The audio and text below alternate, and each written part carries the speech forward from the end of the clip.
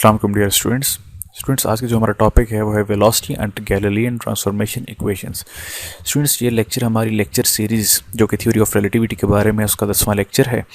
आज के इस लेक्चर में हम वेलोसिटी को चेक करेंगे इनर्शियल फ्रेम्स में। जैसे कि अपने पिछले लेक्चर्स में हमने टाइम और स्पेस को देखा था, हमने ये देखा था कि क्या टाइम और स्पेस गैलीलियन ट्रांसफॉर्मेशन इक्वेशंस के तहत न्यूटोनियन रिलेटिविटी में वेरिएंट हैं या इनवेरिएंट। तो हमने ये देखा था कि टाइम और स्पेस दोनों इनवेरिएंट थे, मतलब ये कि वो तब्दील नहीं हो रहे थे मुख्तलिफ रेफरेंस फ्रेम्स में। तो सिमिलरली आज के इस लेक्चर में हम ये जानने की कोशिश करेंगे कि क्या वेलोसिटी जो है वो न्यूटोनियन रिलेटिविटी के मुताबिक मुख्तलिफ इनर्शियल रेफरेंस फ्रेम्स में वैलिड है या नहीं। तो अपने लेक्चर का आगाज करते हैं। स्टूडेंट्स फर्स्ट करें कि हमारे पास दो मुख्तलिफ रेफरेंस फ्रेम्स हैं। एक को हमने एस का नाम दिया है जबकि दूसरे को एस प्राइम का नाम दिया है। एस के जो कोऑर्डिनेट एक्सिस हैं वो एक्स, वाई और जेड हैं, जबकि एस प्राइम के जो कोऑर्डिनेट एक्सिस हैं वो एक्स प्राइम, वाई प्राइम और जेड प्राइम है। स्टूडेंट एस प्राइम में हमारे पास एक गाड़ी है जो कि एक खास वेलोसिटी वी के साथ हरकत कर रही है। तो इस गाड़ी की जो वेलोसिटी है, अगर मैं उसको एस फ्रेम के लिहाज से देखूं तो उसको मैं एक खास वेक्टर फॉर्म में लिख सकता हूं। तो वेक्टर फॉर्म में साथ ही साथ में उनके वेक्टर कंपोनेंट्स भी लिखूंगा। तो u vector is equal to u x i plus u y j plus u z k. Students u जो है वेलोसिटी को रिप्रेजेंट कर रहा है और ये जो यू एक्स है ये अलॉन्ग एक्स एक्सिस जो वेलोसिटी है, यू वाई जो है ये अलॉन्ग वाई एक्सिस और यू जेड जो है ये अलॉन्ग जेड एक्सिस, और आई जे और के जो है इनके वेक्टर कंपोनेंट्स हैं। तो स्टूडेंट्स एस फ्रेम के लिहाज से जो इस गाड़ी की वेलोसिटी होगी उसको मैं ऐसे लिख सकता हूँ, u prime is equal to u prime x i plus u prime y j plus u prime z k.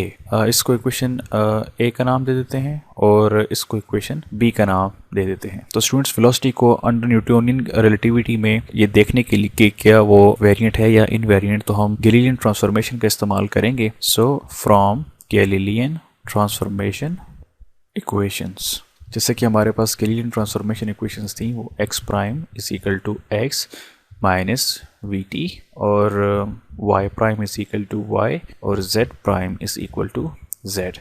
इसको स्टूडेंट्स इक्वेशन 1 का नाम दे देते हैं, इसको 2 और इसको 3 का नाम दे देते हैं। तो स्टूडेंट्स ये जो इक्वेशन 1 है इसका भी हम डेरिवेटिव लेंगे। तो equation 1 becomes d by dt to x prime is equal to d by dt to x minus d by dt into v t।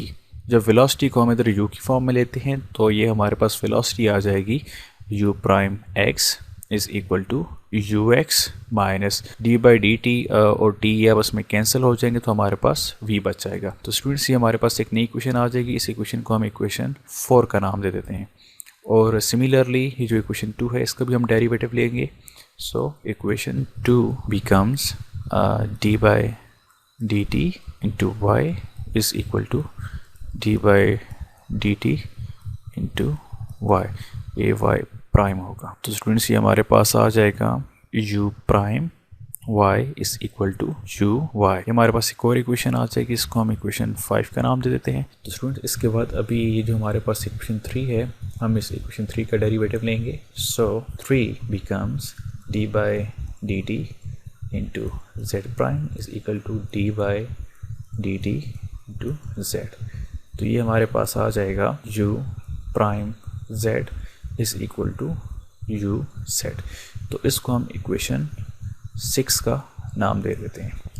Student जैसे कि डेरिवेटिव लेने के बाद हमारे पास इक्वेशन 4, इक्वेशन 5 और इक्वेशन 6 आ गई हैं।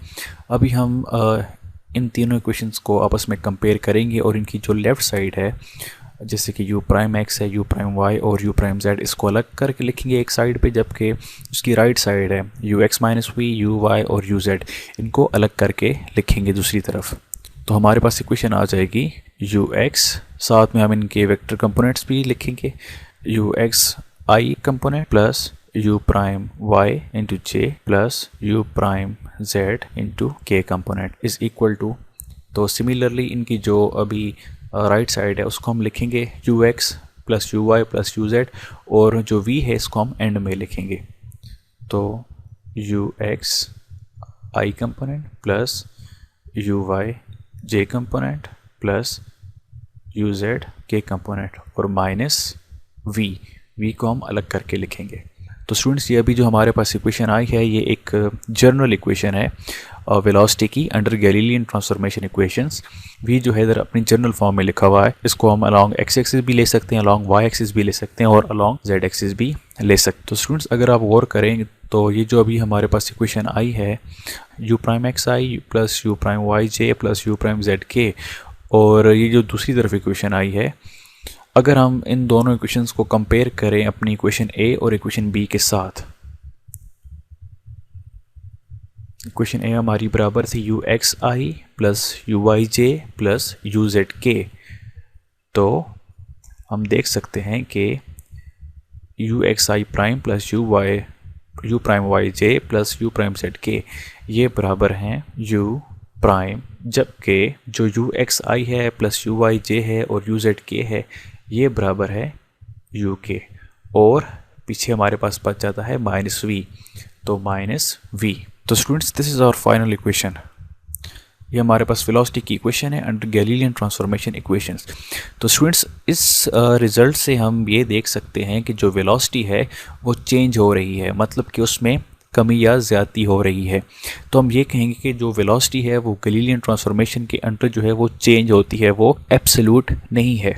इसकी मिसाल स्टूडेंट्स ऐसे ही है जैसे कि अगर कोई शख्स है जो आपकी तरफ 10 मीटर फी सेकंड की रफ्तार से भागता हुआ आ रहा है, और अगर आप भी उसकी तरफ 10 मीटर फी सेकंड की रफ्तार से भागना शुरू कर दें तो आप एक दूसरे के लिहाज से जो आपकी स्पीड होगी वो 20 मीटर फी सेकंड हो जाएगी। सो अंडर क्लासिकल रिलेटिविटी या न्यूटोनियन रिलेटिविटी हम ये कह सकते हैं कि जो वेलोसिटी है वो मुख्तलिफ रेफरेंस फ्रेम्स के लिए मुख्तलिफ है, वो एक जैसी नहीं है, वो चेंज होगी। So this was our lecture about velocity under Galilean transformation equation. तो वेलोसिटी जो है वो स्पेस और टाइम की तरह इनवेरिएंट नहीं है, बल्कि वेलोसिटी जो है वो एक वेरिएंट क्वांटिटी है, ये गैलीलियन ट्रांसफॉर्मेशन के अंदर चेंज होती है। So thank you for watching.